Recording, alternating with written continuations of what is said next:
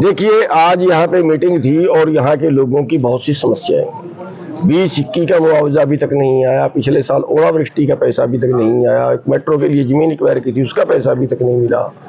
तो कई मांगे यहाँ के लोगों की हैं जिनके लिए आज यहाँ मीटिंग रखी गई और उस मीटिंग में भी तहसीलदार साहब को ज्ञापन दिया है और साफ ये चेतावनी भी दी है कि या तो जो है ये पैसे जो मांगे हैं किसानों की, जैसे बाजरे का भाव अंतर भी अभी तक नहीं आया, या तो तुरंत मान ली जाए, वरना हमें सड़क पे बैठने के लिए मजबूर ना करें। फिर सड़क पे बैठेंगे और फिर आप लठ मारोगे, फिर सारा कुछ होगा।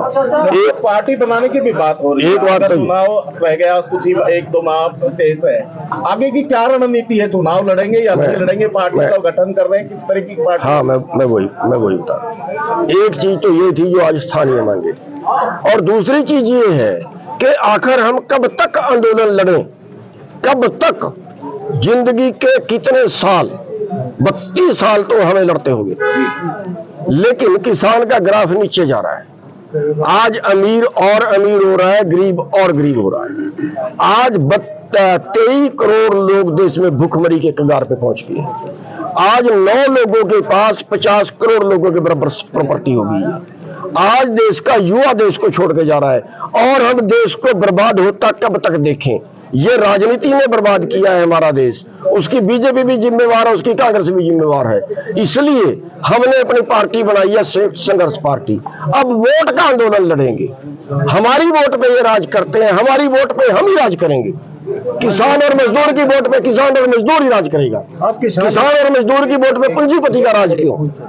इसलिए हमने पार्टी बनाई है और अगले चुनाव के अंदर हम सभी सीटों पे अपने कैंडिडेट उतारेंगे। कांग्रेस नीति है, इस तरीके के आरोप ऊपर अगर बीजेपी के वोट काटने की रणनीति है और कांग्रेस का नुकसान करने की रणनीति है, तो फिर कांग्रेस को समझौता कर लेना चाहिए जी। कांग्रेस को पीछे एमपी वाले में भी समझौता कर लेना चाहिए था ना। हमारे से बात की क्या? कांग्रेस ने देश के किसानों को, पूरी एसकेएम को या पूरे देश के किसानों को कभी बुला के ये पूछा कि आपकी क्या डिमांड थी? 12.5 महीने आप बैठे रहे थे, आपकी क्या डिमांड है, हम पूरी करेंगे? पूछा गया? हरियाणा के अंदर क्या कांग्रेस के किसी अधिकारी ने किसान नेताओं से बात की थी क्या? नहीं। तो हम इनके नौकर नहीं है, हमारी वोट फालतू नहीं है। अब कोई इल्जाम लगाए तो लगाए, हाँ, उस इल्जाम का एक तरीका है कि कांग्रेस सबको इकट्ठा कर ले, कांग्रेस किसानों को हिस्सा दे। हमारी हम संसद में जाके बोले, हम विधानसभा में जाके बोले, हमें सड़क में क्यों छोड़ दिया है मरने के लिए? किसान मजदूर। दूसरे खट्टर साहब की जगह नायब सिंह आए हैं, तो जो मुद्दे हैं, राज्य स्तर के जो मुद्दे हैं, कहीं लगता है कि उनके ऊपर कहीं सहमति बन गई? हमारे देश में व्यक्तियों का राज नहीं है, पार्टियों का राज है। हमारे देश की राज व्यवस्था ही गलत है। ये लोकतंत्र नहीं है, पार्टी तंत्र है।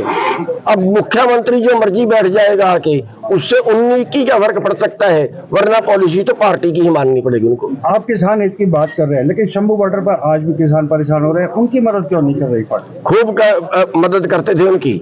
मैं गया था, दोनों के पास गया था कि आप हमारे से भी मदद करवाइए। वो कह रहे नहीं, जो राजनीति करेगा उसकी मदद हम नहीं लेंगे। आप बयान दीजिए पहले कि हम राजनीति नहीं करेंगे। मैंने कहा फिर राजनीति के बिना तो देश बचेगा नहीं। उन्होंने मदद हमारी ली नहीं। ठीक है सर, अगर नहीं मानती फिर आगे सड़क का आंदोलन वही करना पड़ेगा।